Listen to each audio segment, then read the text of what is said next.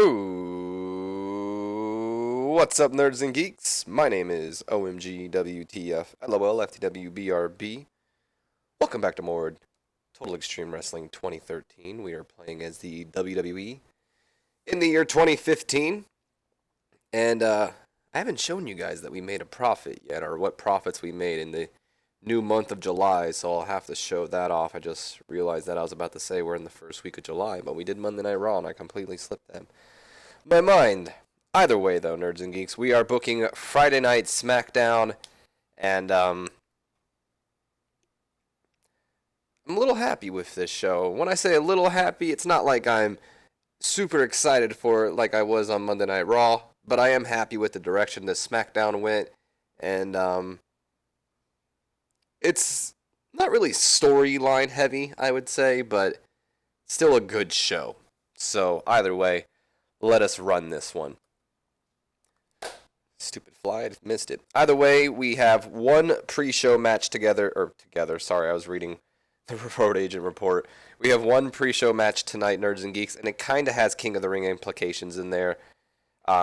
We already know Ziggler will take on Neville in round 2 of the King of the Ring, and Dean Ambrose will take on Luke Harper in round 2 of the King of the Ring, and I also did this, to kind of get Leo Kruger in there as well. Either way, though, in a match that had some good action, but not much weighing heat, the Wyatt family, Harper, Rowan, and Kruger defeating Ambrose, Ziggler, and Neville. When Kruger defeated Neville with the Kruger end, we got a 73 B-. Unfortunately, Neville was off his game, as was Leo Kruger. He was really off his game. Son of a bitch. Ambrose is improving in performance, Luke Harper's improving in technical and performance, and Leo Kruger's improving in performance. So a lot of improvements here from 3 guys that I would like to see improvements from. There's our Road Agent notes, and dirt sheet-wise, out of curiosity, I don't check this all the time, but I should. Dean Ambrose was penalized for not dealing with the pressure of trying to go all out. I don't think I've ever seen that report before. So I should have made them go all out. Okay. Wait a minute. Did that say Leo Kruger was penalized for trying to go? Did I make him go all out? I'm so confused. Alright, I kind of wish I didn't read that because it just confused me even more. Let's move on to the actual show because this is just pre-show, by the way. So we start off with a 65C. Was expecting this to do a little bit better if I'm being honest with myself. Maybe the fact that I had a Kid, Cesaro, and Jericho based on overness in here might have affected a little bit, but I still expected Bryan and Rollins to give me at least a B, but what can you do? Either way, Friday Night SmackDown begins with the WWE Champion Seth Rollins making his way down to the ring. Once in the ring, he takes the mic. The crowd begins to chant, Y2J, Y2J, Y2J at the champion. Eventually they stop, of course, and then Rollins goes, No, don't stop for me. Come on, Y2J, Y2J. He deserves it, of course. I mean, he's the greatest. He beat Stone Cold and The Rock in the same night. He's the best in the world at what he does. And what he does is come back and cut in front of the line of everyone else. Typical of the past to come back, though, and try to insert themselves where they don't belong despite not being here for the past 6 months. What has Chris Jericho done really to earn a title shot? Sell out some run-out bar playing rock and roll?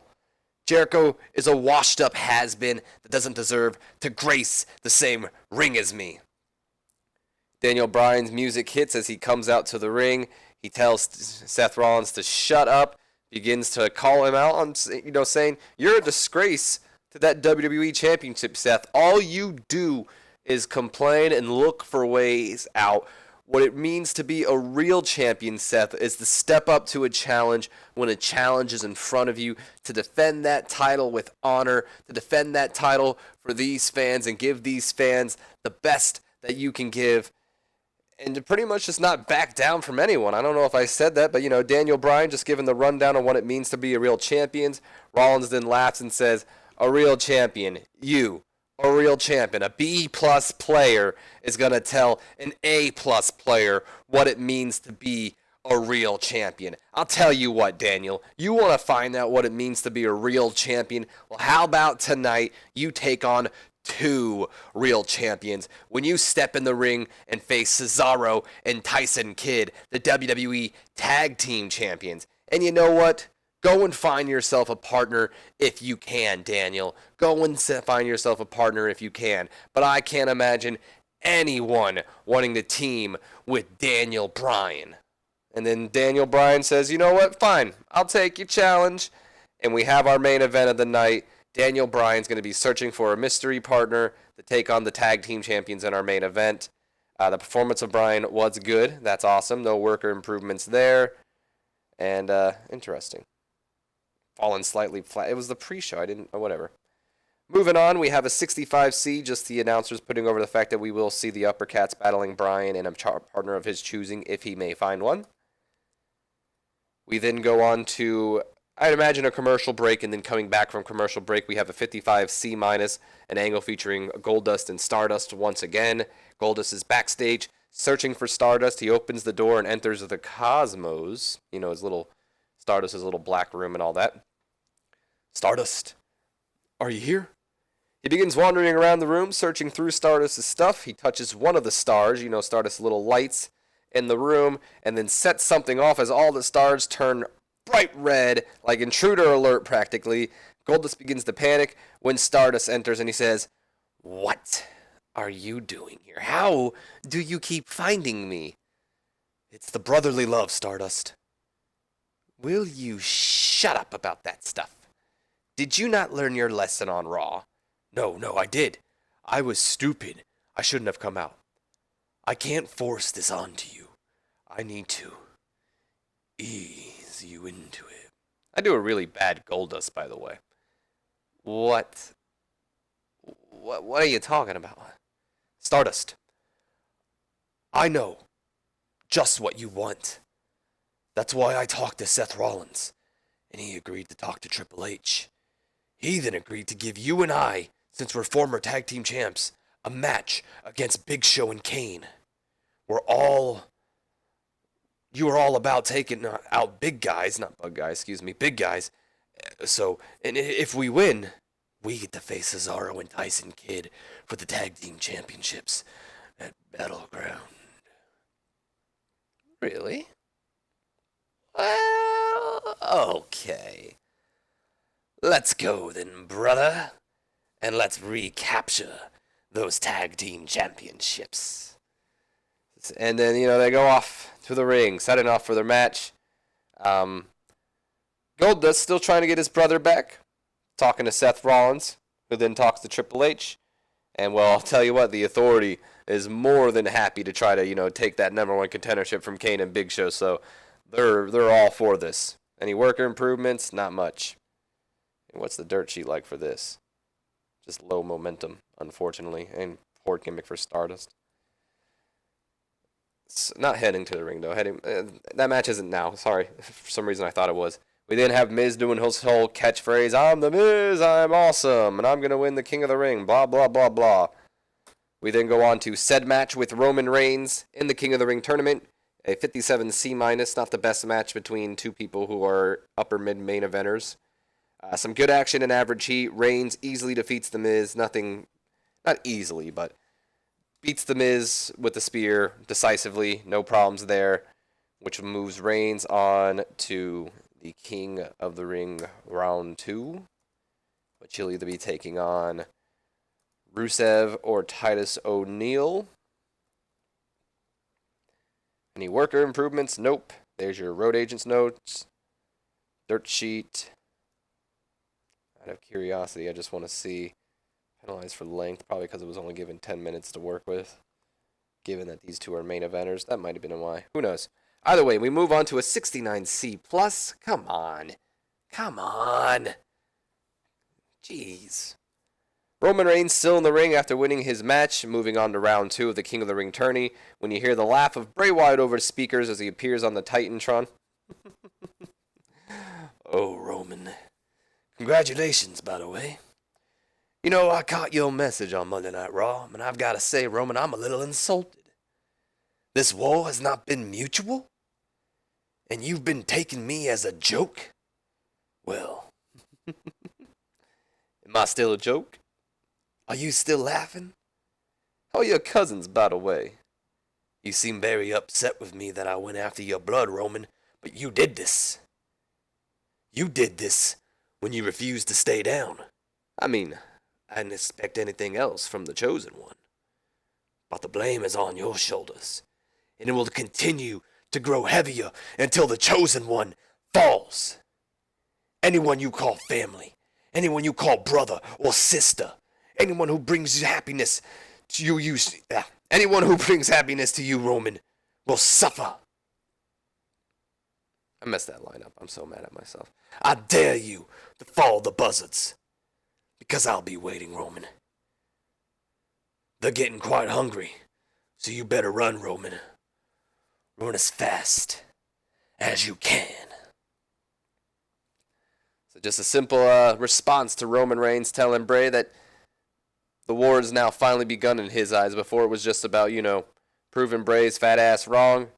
Not anymore. Roman and Bray's war is starting to get a little bit more serious here. Both of them have a poor gimmick, though. What a shame. So moving on from that, we have a 50D plus with nothing too specific here. Just AJ and Victoria having an interview hyping the upcoming tag match against Natalya and Paige. I assume these two possibly bicker a little bit because they are also facing each other at the upcoming pay-per-view. Victoria is also learning to show more charisma there. And then we go to a 77B. Wow, good angle. Daniel Bryan approaching Kane and Big Show backstage, and he says, "Hey guys, so you may already know, but I've got a tag match tonight against Cesaro and Kid, and I've got no partner.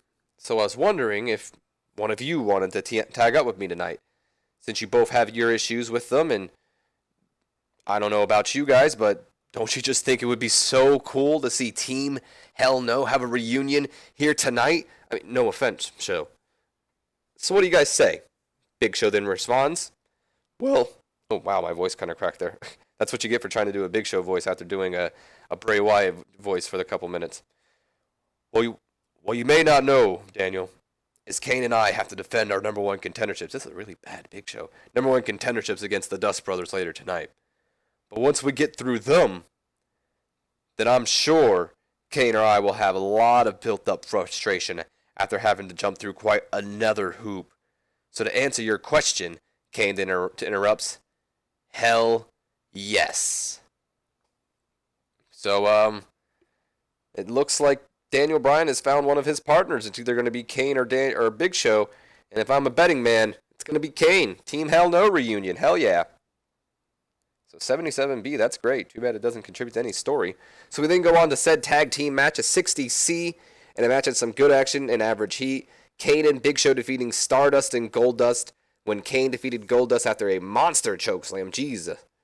And we also had Stardust turn on Goldust. So Stardust didn't care about the tag team titles. He just wanted to once again embarrass his brothers. So I'd imagine Goldust going for a pin, Stardust leaving, laughing at Goldust, Goldust asking why, turns around, Big Show Kane grab Goldust, monster chokeslam, they win. Also, Stardust and Goldust have great chemistry teaming, so there you have that. And also, Tyson Kidd and Cesaro were on commentary for this match, as you see. Or not Tyson Kidd and Cesaro, just Tyson Kidd. Road agent notes are right there. And what do we have here? Nothing too special.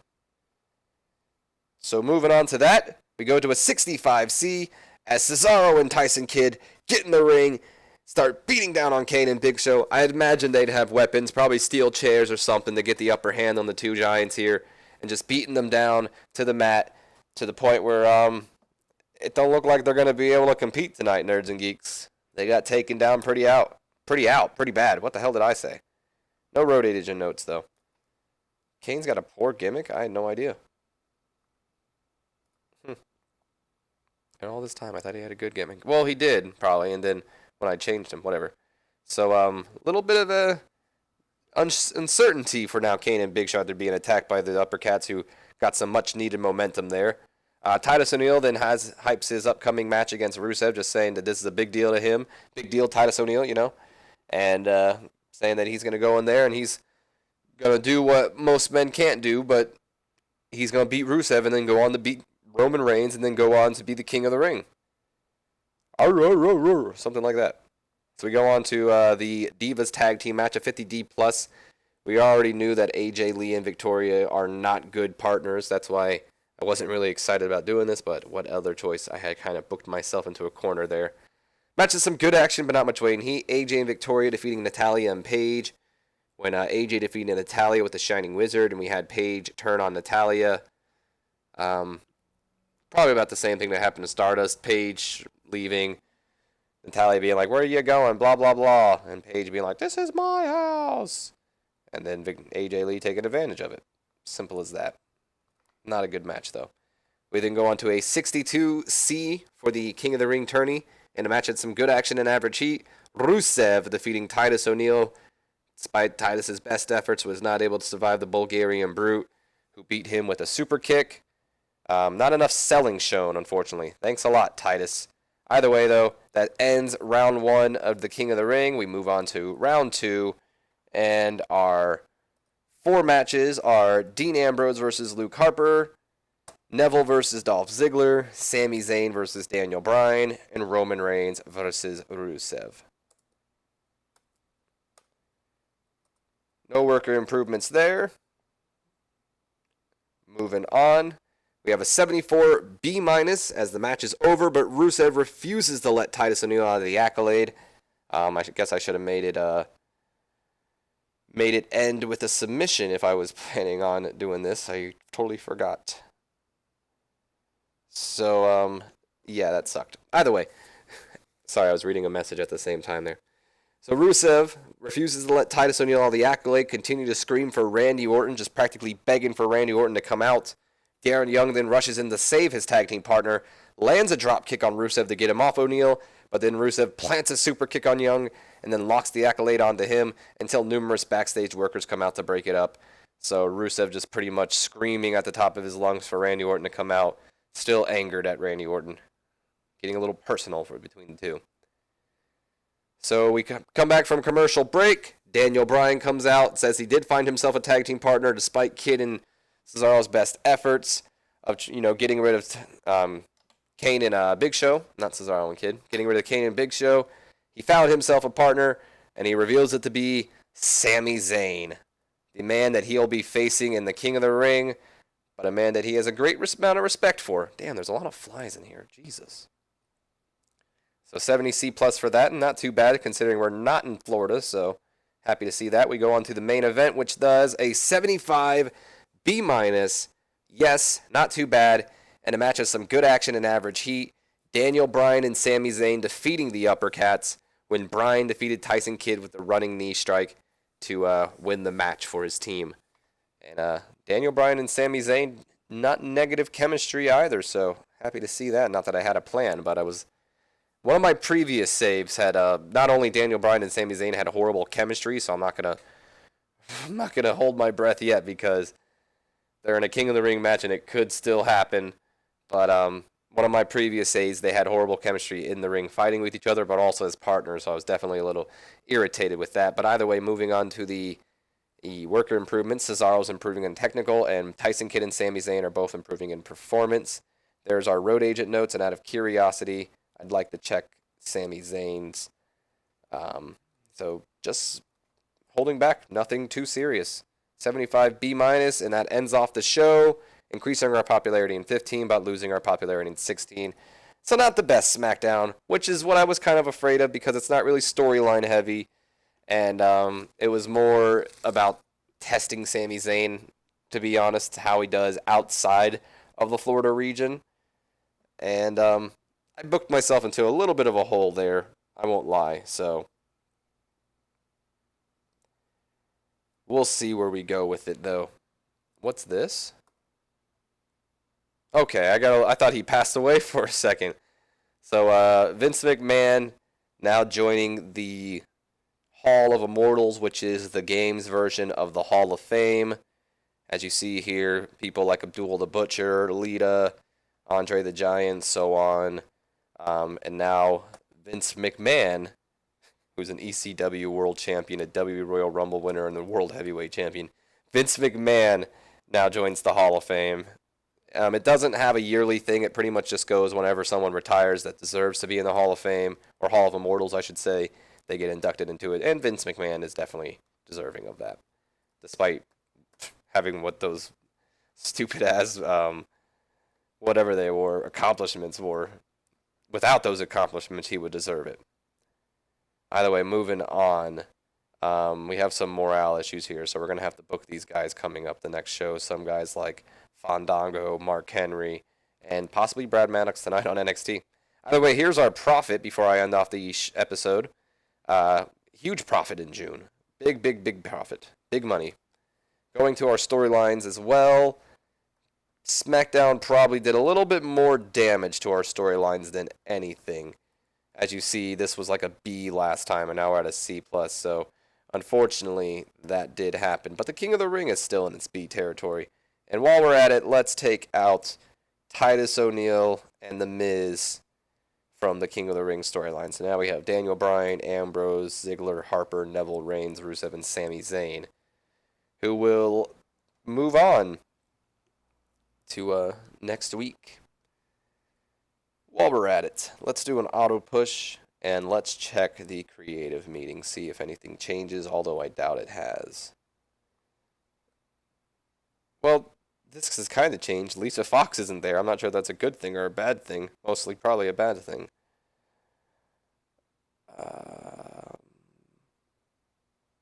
So here's the people that are hot right now. Other than that, though, nothing too important. I'm going to end off the episode here, Nerds and Geeks. I hope you guys have enjoyed. If you have, do me a favor, leave me a comment, like, and subscribe if you have not already. And as always, my name's been OMGWTF, LOLFTWBRB, and I'll see you guys next time. So until then, have a wonderful day.